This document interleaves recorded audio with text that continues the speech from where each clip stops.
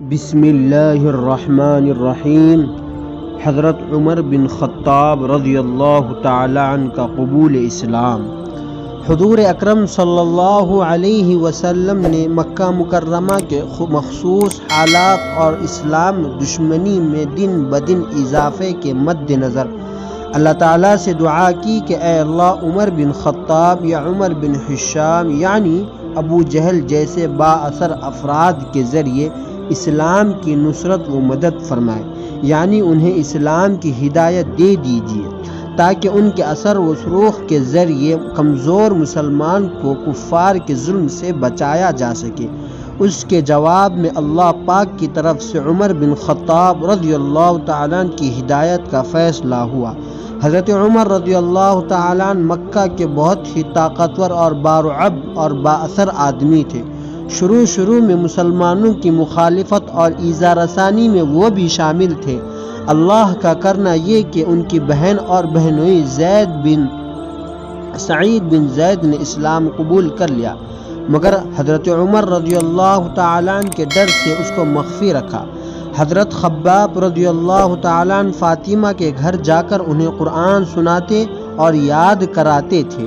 ایک دن حضرت عمر رضی اللہ تعالیٰ عنہ اپنی تلوار لہراتے ہوئے بڑے جوش سے حضور صلی اللہ علیہ وسلم کی تلاش میں نکلے کہ آج تو ان کا خاتمہ ہی کر دوں گا۔ راستے میں حضرت ابو نعیم رضی اللہ تعالیٰ عنہ سے ملاقات ہوئی۔ انہوں نے پوچھا، عمر کیا ارادہ ہے؟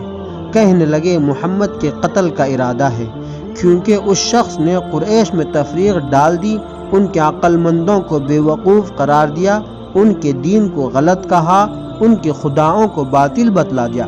ابو نعیم نے کہا، تمہیں اپنے گھر کی تو خبر نہیں کہ گھر کے لوگ اسلام میں داخل ہو رہے ہیں، چلے ہو محمد کو قتل کرنے؟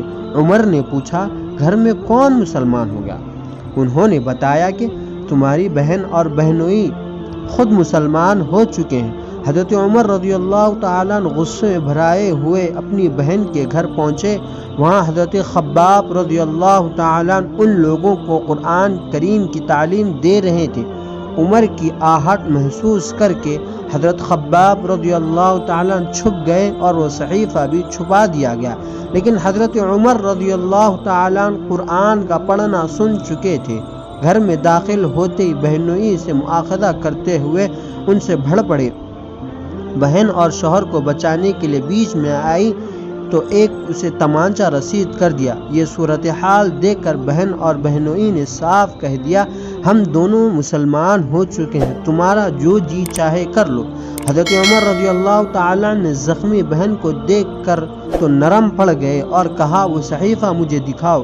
بہن نے دے دیا۔ انہوں نے اس کو پڑھنا شروع کیا۔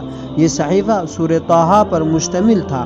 عمر کا دل قرآن پڑھ کر بہت متاثر ہوا اور اسلام کی جانب جھک گئے۔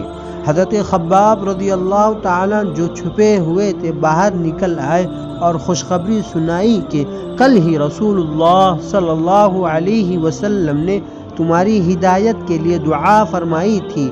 غرض ان لوگوں نے ساتھ مل کر حضرت عمر رضی اللہ تعالیٰ دار ارقم پہنچے، جہاں نبی کریم صلی اللہ علیہ وسلم اور صحابہ اکرام موجود تھے۔ حضرت عمر رضی اللہ تعالیٰ کے ہاتھ میں تلوار دیکھ کر سب کو تشویش ہوئی۔